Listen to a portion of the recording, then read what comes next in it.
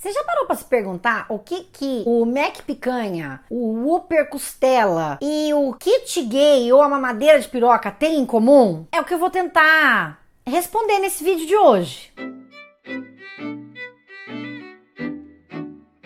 Se você acabou de chegar nesse canal, meu nome é Jana Viscardi, sou eu mesma, dona e proprietária desse modestíssimo espaço. Sejam todas, todos e todos muito bem-vindas, bem-vindos e bem-vindos. Vocês podem me acompanhar em diferentes redes sociais, podem apoiar a produção de conteúdo aqui do canal lá no apoia-se/Jana Viscardi. Eu já aproveito para agradecer as pessoas que me apoiam através do Apoia-se. Pode também, claro, participar do clube de membros aqui no YouTube. E, como sempre, você pode contribuir de outras maneiras, deixando aqui o seu like, o seu comentário, uma sugestão de vídeo. Tudo isso é muito bem-vindo e nós estamos aqui hoje para tentar estabelecer a relação entre a treta com lanches, que tem nome de lanches, de coisas que não estão no lanche, e essa outra coisa, que é a tal da mamadeira de piroca, ou kit gay, sei lá. Essas coisas que aconteceram nas eleições de 2018 e que não existem num lugar, mas existem em outros lugares. E a gente vai falar disso agora. E eu vou começar então te contextualizando, né? Como é que faz? Como é que junta esses temas que parecem tão variados? Vamos lá. Caso você não tenha acompanhado, uma grande rede de lanches, vou dizer assim, você já vai saber qual lançou um novo hambúrguer que se chamava Mac Picanha, né? E aí, veja, as pessoas empolvorosas, legal, tal, lanche mais caro, tudo, muito tchananã, picanha. O que as pessoas automaticamente pensaram? Bom, se chama MC Picanha, é porque tem picanha no meio. E aí, quando você entra no site, agora quer dizer, não adianta você entrar porque não existe mais lá, mas eu entrei quando ainda existia, e dizia assim a descrição: novo Mac Picanha Cheddar Bacon. Um delicioso hambúrguer feito com carne 100% bovina, suculento e saboroso, com 4 fatias crocantes de bacon, nosso delicioso molho sabor cheddar, cebola, shoyu, maionese sabor picanha e pão estilo brioche. Aí você pensa, bom, chama Mac Picanha. A carne é 100% bovina. Uma possibilidade de picanha é a picanha bovina. Não está declarando que é de picanha, mas se é bovina e o nome é picanha, deve ser picanha. Aí na sequência você vê escrito maionese sabor picanha. Está explícito que não tem picanha na carne? Não está, mas você começa a sentir um cheiro de aroma artificial de picanha, ao invés da picanha ela mesma. Pois muito que bem.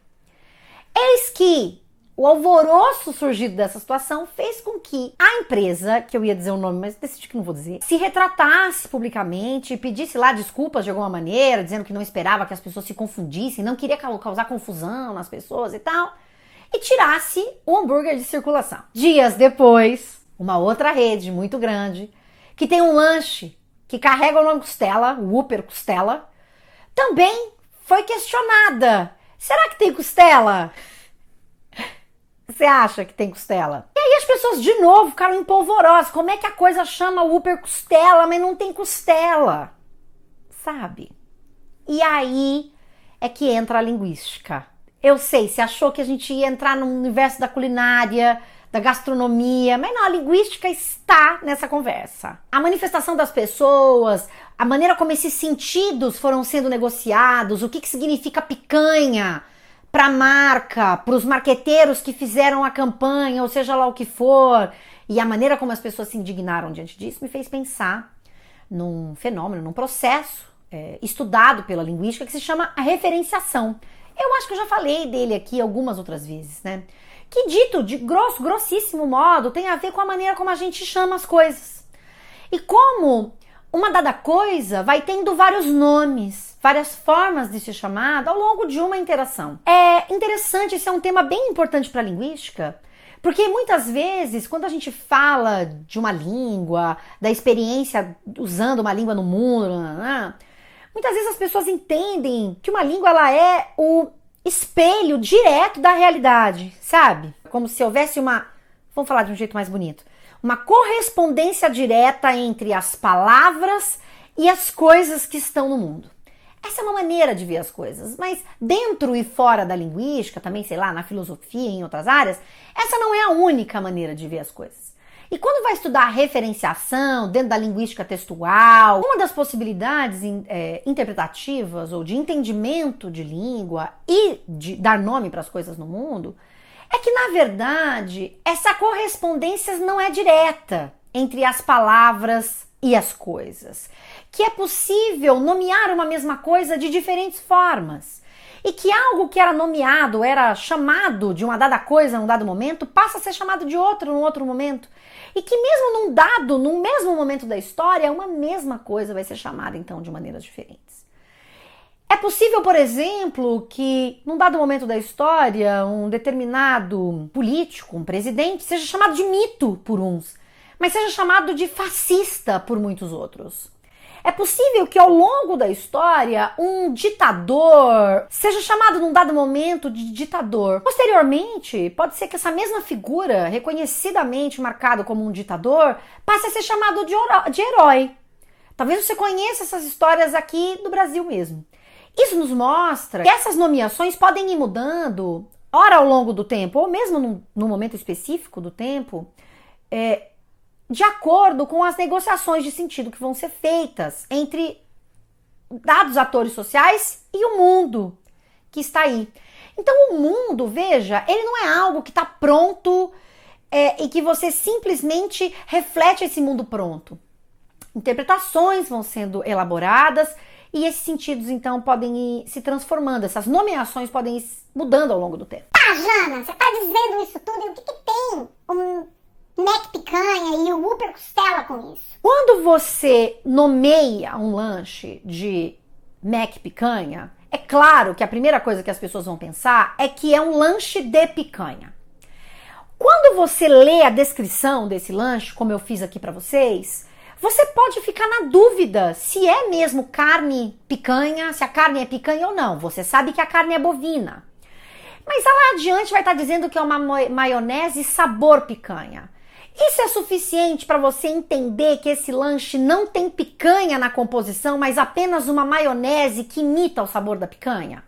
Não é o suficiente, mas há esses indícios do entorno. Mas esse indício de entorno, né, o contexto, ele é muito importante, as palavras que acompanham picanha são muito importantes, porque quando se chama de 100% bovino, como picanha também é uma carne bovina, você pode automaticamente assumir que esse lanche é de picanha. A marca deixa isso explícito? Não. É de propósito? Muito provavelmente. Mas você pode me dizer assim, mas Jana, e agora? Se você está dizendo que as palavras e as coisas do mundo não têm necessariamente uma correspondência direta, como já nos fala muito bem Mondada e Dubois num artigo antigo sobre referenciação, que eu vou deixar para vocês aqui embaixo, o que a gente faz com isso, né? Como é que a gente vive num mundo em que as coisas não são estáveis, completamente estáveis, essas nomeações, inclusive dentro de uma mesma interação? Ora, eu acho, e não só eu acho, como outros linguistas também acham, que você pode prestar atenção, na verdade, como é que se dá esse processo de nomeação. Então, quando eu estou falando do Mac picanha e do Whopper costela, se a gente começa a desconfiar que não tem nem costela nem picanha ali, a gente pode se perguntar sobre os processos que levam à nomeação desse lanche com uma coisa que não tem no lanche. E por que é que uma marca faz essa escolha? Porque é claro que é muito mais chamativo e interessa muito mais você chamar um lanche de Mac picanha, mesmo que ele não tenha picanha, porque você pode dizer que a picanha está na maionese que é de sabor picanha posteriormente, você vai dizer que você não enganou o seu público. É muito mais interessante você chamar de Mac picanha do que você chamar de Mac 100% bovina. Então, nesse sentido, a gente tem que pensar nessas articulações, digamos assim, nesses movimentos que fazem com que uma coisa de uma marca leve um nome, mesmo que ela não tenha aquela coisa dentro do nome, né? Então, pensar em como é que a gente usa uns elementos de uma dada língua para passar para você uma impressão, pode ser mais interessante do que esperar que palavras e coisas tenham uma correspondência direta. Esse é o único exemplo que eu posso te dar? Não. Eu estou passando pano para essas empresas? É evidente que não. Na verdade, meu convite é para que você justamente faça essa leitura de que nem tudo que a gente lê é aquilo que a gente imagina que a gente leu. E que, portanto, a gente tem que dar uma olhada para essas outras camadas todas reunidas. Nesse artigo da Mondada e da Dubois, elas trazem um exemplo bem interessante de um outro momento em que uma mudança é feita dentro de uma categoria para se encaixar nos interesses de uma dada nação. Então, lá nos idos de 1991, Portugal estava querendo exportar uma compota tradicional do país, de uma dada região do país, com cenoura. Só que veja só, para ser caracterizada como geleia, teria que ser uma fruta e não um legume ou uma raiz. Só que a cenoura não é uma fruta, pois saiba que a classificação da cenoura nos documentos que para promover, para permitir a exportação dentro de uma dada categoria dessa compota aí, digamos assim, de cenoura, esses documentos mudaram a classificação de cenoura para permitir que essa exportação acontecesse. Então, observe só que são vários os movimentos que fazem com que um dado elemento seja recategorizado, né? Tem interesses econômicos envolvidos, como nesse caso, interesses também econômicos e marqueteiros, como no caso do Mac Picanha ou do Upper de costela, que não tem costela. Então, eu já falei aqui da semântica, né, da área da semântica. Vai ter gente que vai tentar entender isso a partir do estereótipo ou do protótipo. O que é, por exemplo, o lanche tradicional de picanha é aquele que vem com a picanha dentro. Esse é o central, é o que primeiro você pensa. E que talvez nas margens, digamos assim, você poderia pensar nos casos em que o lanche é chamado de lanche de picanha quando ele é aromatizado, tem aí uma maionese. Uma outra maneira de pensar é justamente a partir da interação entre as figuras que fazem parte de uma sociedade, entre as pessoas, o mundo e a língua, as negociações que acontecem a partir disso, de diferentes sentidos, para a gente existir no mundo com essas coisas todas, nesse ambiente, nessa lógica que não parece tão estável assim, mas tem aí as suas incertezas e a sua mobilidade, digamos assim. E aí você me pergunta, mas e a mamadeira de piroca? E o kit gay? Pois Bolsonaro lançou essa lá em 2018, né? Ele falava que o Haddad, ele era pai do kit gay. E veja, tem uma outra figura importante, um linguista da antropologia, eu não sei como é que fala, linguística antropológica, um cara da linguística antropológica, que vai falar que na referenciação, quando a gente está dando nome para as coisas no mundo, digamos assim, tem momentos em que não importa muito quão acurada é a relação entre aquele nome e a coisa no mundo. No limite, o que importa mesmo é o sucesso que se tem na hora de nomear uma coisa naquela interação e os efeitos que tem numa dada interação. E quando a gente pensa no pai do kit gay ou na mamadeira de piroca, você tem nitidamente algo que não está no mundo, mas está no discurso. Existe no discurso, você não vai dizer que isso não existe. Existe no discurso, mas não existia um kit gay ou uma mamadeira de piroca efetivamente. Mas essa interação, ela foi muito bem sucedida, porque no final das contas, as pessoas fixaram, algumas pessoas realmente acreditaram nisso. Por quê? Porque essas palavras, elas não vinham sozinhas. Elas vinham acompanhadas de outras palavras que traziam um contexto de medo, de teoria da conspiração e de um lugar de destruição da família. E muitas pessoas que estavam operando dentro dessa lógica se viram amedrontadas e foram capturadas e acreditaram na história da mamadeira de piroca, mesmo que esse objeto não exista no mundo, mesmo que o kit gay não exista no mundo. E aí a gente pode pensar o quanto esses referentes, o processo de referenciação, ele é importante inclusive para a gente pensar na integridade dos indivíduos nomeados. Mondada também vai falar um pouco sobre isso nesse artigo dela com Dubois. Porque no final das contas, quando a gente pensa nas eleições e a gente pensa no Haddad, colocado como pai do kit gay, isso reverberava para uma dada comunidade, uma parcela da sociedade muito mal. Então, no final das contas, embora não seja verdade que ele seja, não haja uma veracidade aí, entre ser o pai do kit gay e a relação disso com o Haddad, essa verdade não importava. E buscar isso no mundo não importava. Porque o que importava para Bolsonaro e os seus era que isso mobilizou as pessoas.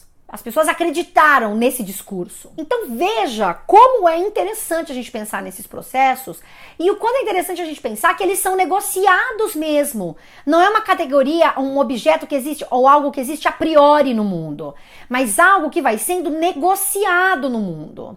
E quando eu digo isso para vocês é porque, de novo, eu acho importante a gente pensar nesses processos para entender o que é que está por trás dessa conversa, né? Quando você usa o pai do kit gay, você nomeia alguém e você quer desfazer a integridade de alguém com algo que não tem uma veracidade ou uma correspondência, digamos assim, no mundo. Mas se a gente parte do pressuposto de que essa correspondência direta entre as palavras e as coisas não é bem como a gente imaginava que seria, a gente pode partir para esses outros lugares. A importância do processo de referenciação para a consolidação de uma dada história, para mostrar uma situação ocorrida de uma maneira ou de outra, para ludibriar ou não um consumidor que vai comprar o Mac picanha achando que tem picanha dentro, mas não tem. E aí depois vai se dizer que não era a intenção e tudo e tal. Então, na verdade, quando a gente começa a perceber que a correlação ou a correspondência direta entre as palavras e as coisas não está dada no mundo, não é bem assim, isso nos permite olhar para esses outros processos e para o processo de referenciação de olhos atentos para como é que as palavras e as coisas se relacionam em diferentes contextos nos quais estamos inseridos. E o quanto isso é importante para o marketing, para a política, para diferentes momentos da nossa história, nossa existência no mundo, né? Então pensa aí, como é que você vai se referindo às coisas do mundo e a importância disso para aquilo que você está querendo dizer no seu cotidiano. Isso vale também para olhar, por exemplo, o editorial do Estadão, o Escolha Muito Difícil, para a gente pensar a maneira como vai sendo referenciado o Haddad, como vai sendo referenciado Bolsonaro. E observe que essas diferentes possibilidades de referenciação, elas acontecem, como eu disse antes, tanto no momento cravado da história, quanto de maneira diacrônica, ao longo do tempo. Essas mudanças podem acontecer ao longo do tempo ou num momento específico da história. Ai, gente, ai. Então, assim, eu vou deixar você aí com essa informação, você fica aí com esse negócio na cabeça e a gente se vê num outro dia, tá? Beijos. Tchau.